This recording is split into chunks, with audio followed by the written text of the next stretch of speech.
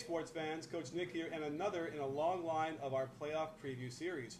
This one's real fun because we have Zorgon from Welcome to Loud City and LJ Rotter from Mavs Moneyball, all of the SB Nation group of blogs. So, welcome, people, ladies and gentlemen. And I figured we'd start with the higher seed, the Thunder. So, Zorgon, tell us what your overview is of the series and what you see unfolding before your eyes. Well, it's going to be a totally awesome series. The Thunder are the league's hottest thing. You know, they're the number 2 seed. They fell a little bit in April, but everyone's looking forward to see what they can do. The Mavericks, they're the older team. You know, they're still fighting to get there, kind of like the Celtics of the West, if you want to put a term on them. And the Thunder, you know, Kevin Durant, he's had another great year. He's leading the league in scoring. Then you've got Russell Westbrook. He's not distributing as much as he used to, but he's a great scorer still. And then you got James Harden. He kind of flourished this year. This is his breakout year. He's a great scorer. We've had a little bit of trouble getting scoring out of everyone else, but the distribution among the whole team is great, and our defense is better than ever. So really excited to see how this one turns out. Wow, LJ, you are. He's calling the Mavericks the Celtics of the West. I hope that's not an insult to you guys. I mean, the Celtics have more rings than we do. I will say we are kind of old. There's no denying that. But I think, I mean, it's too weird of a comparison. You can't compare East and West. West is always better. So I'm just going to say we're the Mavericks of the West and go with that one. But I think we're also looking forward to this matchup because, you know, the Western Conference Finals were awesome last year. And physically we might not match up age-wise, but there's a mental toughness that the Mavs have. And they may have lost the series this season, but they definitely have the edge over the Thunder as a whole based on their history, so I think it's going to be a really good matchup. So, Zorgon, explain this to me, because every time I picture it in my head and I look at it on paper, there is no way that Serge Ibaka does not stop Dirk Nowitzki every time. And yet, as far as I can tell, in the last couple of years, Nowitzki's had no problem scoring and giving them problems. So explain to me why this is. Well, you know, it's the fadeaway. Nobody can block the fadeaway. But other than that, you've got Serge Ibaka, he's always got to worry about defending the paint as a help defender against someone else who's driving in the lane. Because the Thunder's perimeter defenders, they're good at defending the perimeter, but aside from Cephalosha, nobody can really keep up with the quickness. They can't keep up. They're not quick enough to keep up with guards who are driving into the lane. So you've got to have Serge Ibaka there as a help defender, which is why he has a ridiculous amount of blocks. So he's basically worried about that, and then he's got to deal with Dirk Nowitzki, and he's just not quick enough to keep up with that turnaround, and he's not physical enough or big enough to deal with him in the paint half the time. So he just can't really compete with a big guy who's going to go out on the perimeter, and Kendrick Perkins certainly can't. So that's definitely a weakness for the Thunder coming in the series, but otherwise, I think we have the Mavericks beat. LJ, who does the Thunder have to worry about penetrating if Serge Ibaka is guarding Dirk tightly?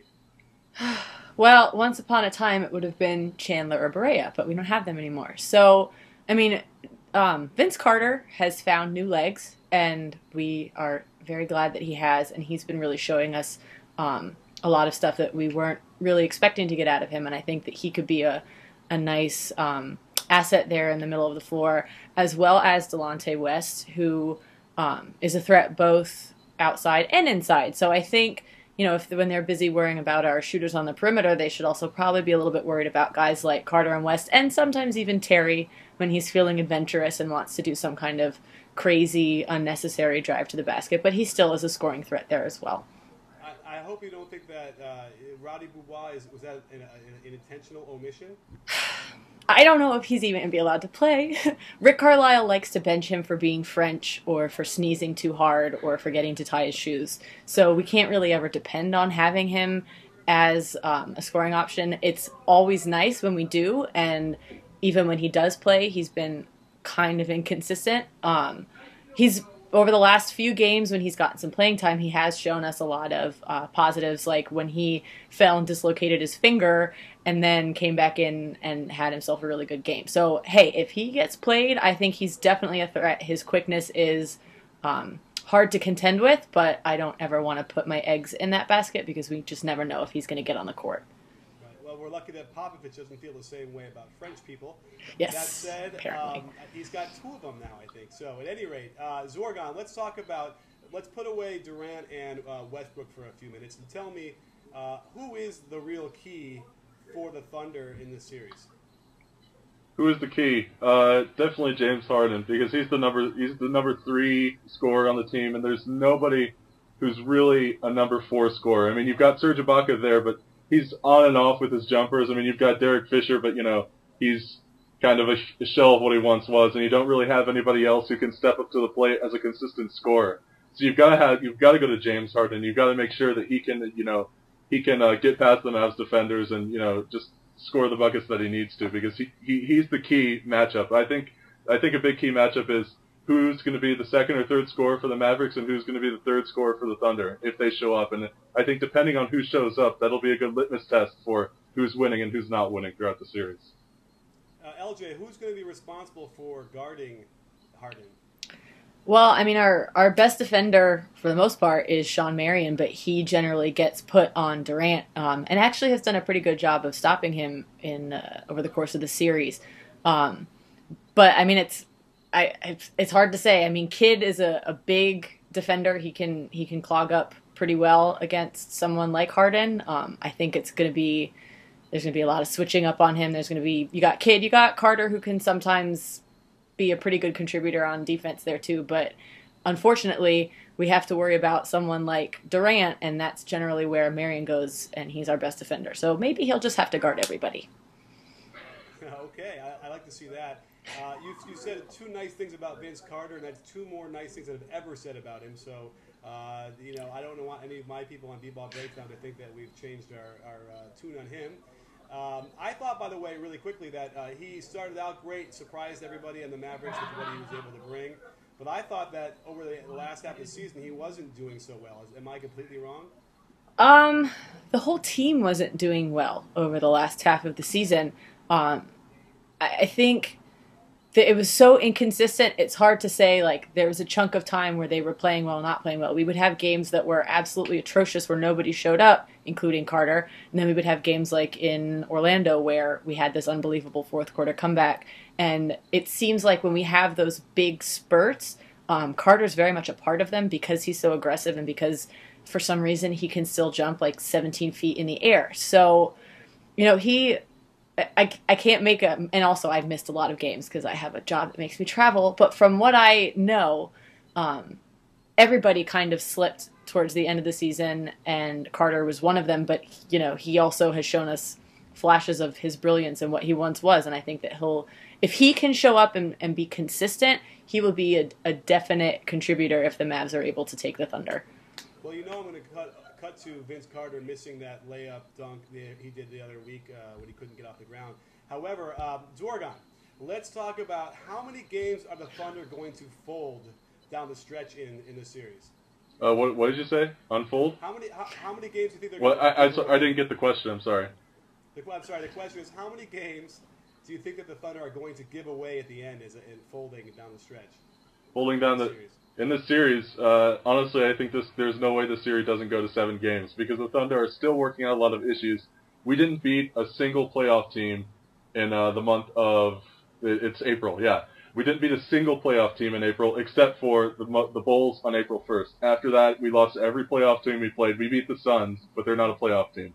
We couldn't get any offense going at certain points of the game because you would have points where Westbrook wasn't being aggressive, Harden wasn't being aggressive. We weren't passing the ball around. We were just standing around shooting threes, and it just didn't feel like things were there because it's hard to quantify because you've just got 3 scorers on the team, and when they're not scoring, you don't really have anybody to go to, and so we basically got a few kinks to work out offensively, and how we work them out. Do you give the ball to Harden more? Do you set up a few more plays for Nick Collison? Do you set up a few more plays for Kendrick Perkins, try to get them some points? But it's really hard. It's really hard to tell, but. Honestly, with all the problems we've been having lately, it's going to come down to Game 7, but it's going to be in Oklahoma City, and I don't see any way the Thunder are going to lose that. Oh, you hear that? Those are fighting words, LJ. I hate fighting. I don't like to fight. It's funny because hearing that little description was really strangely reminiscent of the Dallas Mavericks. The strange exit in the fourth quarter that they've been having trouble with this season. So I don't necessarily disagree. I think this is going to be a long series. I think a lot of it's going to have to do with the fact that it was such a condensed season and everybody's tired. And I think in that regard, Thunder do have an edge because they are a lot younger and they can recover more quickly from so much playing time. But I think mentally, if the Thunder lose the first game or even the second game, it's going to be hard for them to rebound from that emotional issue. Sorry, I have a degree in psychology. I think it's going to be hard for them because... Then what happened last year? What happened last year when they played the Grizzlies? Didn't they lose one of the first few games in that and they bounced back emotionally? I just am basing it on when they play the Mavericks, and I think it's going to be hard for them to get past that mental barrier that they have when they play the Mavs. I'm not saying that I guarantee you the Mavs will win. I never, ever make bets like that. But I really do think it's going to be a tough series to call until we see how the first few games go. Okay, well, that's a pretty good summation there. We're kind of running out of time, but I'll just quickly say we got Carlisle versus Brooks. I'm going with Carlisle on that every single time, and that might give them enough of an advantage. However, I still say I don't think it's going to go 7. I think it's going to go 6. I think the Thunder win it, and because it's my show, I get to say that's what's going to happen. So thank you guys for coming on. This is great. We'll definitely have to check back in with you guys as the series progresses. If it goes 7 games, we're having you both back on to rehash and figure out what's going on. And remember, check out their blogs. The links are below. And thanks for joining us on B-Ball Breakdown.